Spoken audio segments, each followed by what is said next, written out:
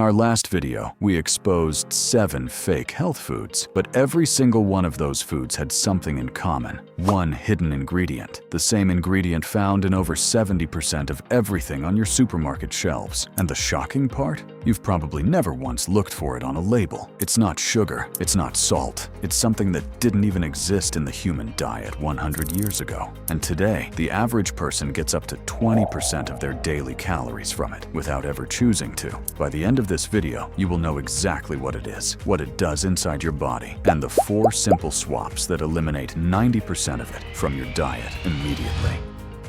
Now, before I name it, I want you to understand why this ingredient is in everything, because once you understand the business reason behind it, the health reason makes complete sense. And it starts with a factory in the early 1900s that changed the way the entire world eats. Stay with me. This context is going to make everything click. It's the early 1900s. Americans cook with butter, lard, and tallow, traditional animal fats that humans had used for thousands of years. Then a company called Procter & Gamble figures out how to turn cottonseed oil, a waste product from the cotton industry, into a solid white fat that looked almost identical to lard. They called it Crisco. It was the first industrially processed seed oil, and they marketed it as cleaner, healthier, and more modern than animal fat. Within decades, the food industry realized these oils were extraordinary for one reason: profit. They were dirt cheap to produce, they extended shelf life dramatically, and they could be hidden inside almost any food. By the end of the 20th century, soybean oil alone had gone from 0 consumption to over 24 pounds per person per year in America, a 1,000-fold increase in less than a century. Your great-grandparents never ate this. Your body was never designed to process this much of it. Here's the mechanism nobody talks about.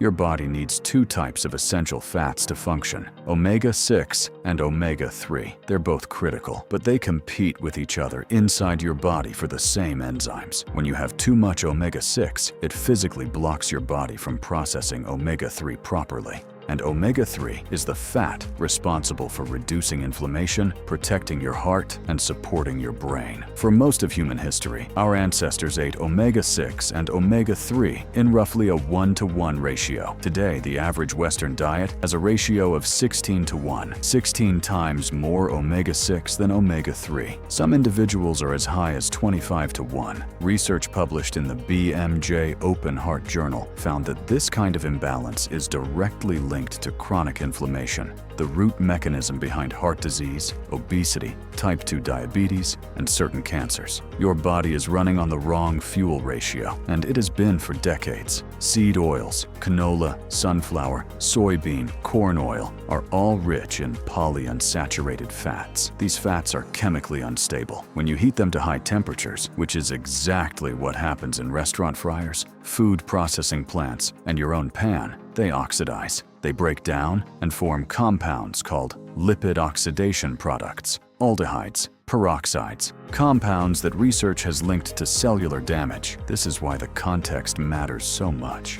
Someone drizzling cold-pressed sunflower oil on a salad is in a completely different situation to someone eating French fries cooked in the same oil that's been heated to 180 degrees for 6 hours straight, which is exactly what happens at almost every fast food restaurant you've ever been to. The oil is reused, reheated, and oxidizing further with every single batch. You are not eating oil. You are eating the breakdown products of oil.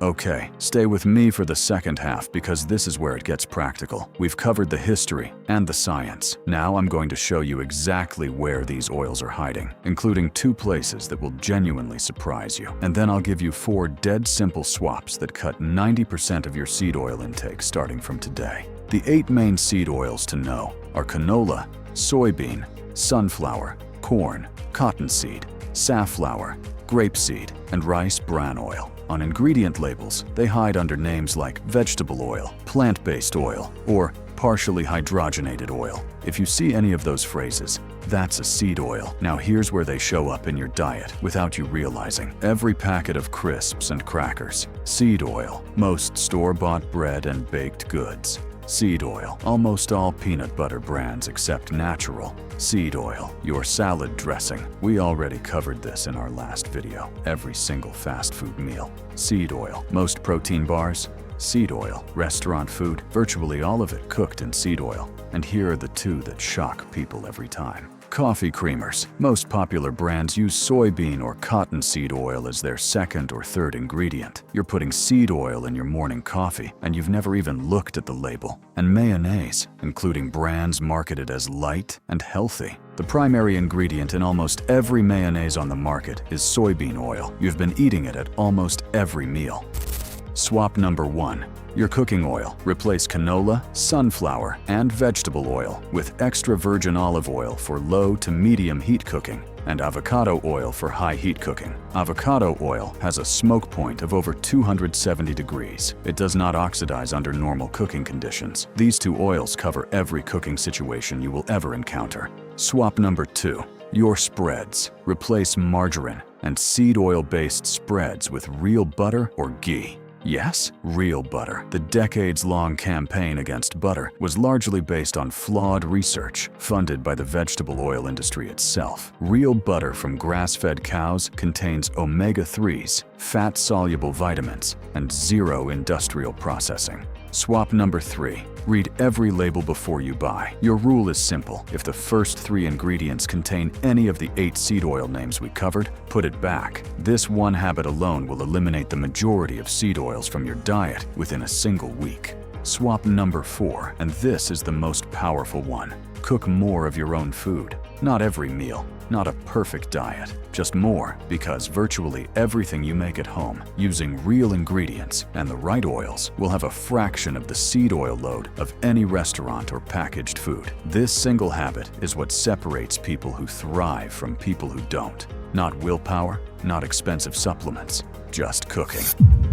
Now, I want to be straight with you, because this is what separates real nutrition information from fear content. The science on seed oils is genuinely debated. Researchers at Johns Hopkins and Stanford have pointed out that the harms linked to seed oils are largely driven by the ultra-processed foods they come packaged in, not necessarily the oils in isolation. The omega imbalance and high heat oxidation concerns are real and documented, but someone cooking vegetables in a small amount of canola oil at home is in a very different position to someone eating fast food 3 times a week. Context matters. We're not here to fearmonger. We're here to give you the full picture. So here's your takeaway. Seed oils went from 0 to one of the most consumed ingredients on the planet in under 100 years. They've shifted our omega-6 to omega-3 ratio from 1:1 to 16:1. They oxidize under high heat and form compounds that damage cells, and they're hiding in almost everything in your kitchen right now. The 4 swaps are avocado or olive oil for cooking, real butter instead of margarine, reading labels before you buy, and cooking more of your own food. Here's your challenge for this week. Go to your kitchen right now, open your cupboards, and find every bottle of vegetable oil, canola oil, or sunflower oil. Count them, then drop that number in the comments below. I want to see how many we're working with, and I'll personally reply to the most shocking ones. Next week, we're covering something that connects everything we've done so far. The single biggest driver of chronic inflammation in the modern diet. It's not what most people expect. Subscribe and hit the bell so you're the first to see it. And if this video changed how you think about what's in your food, share it with one person who needs to hear it. See you next week.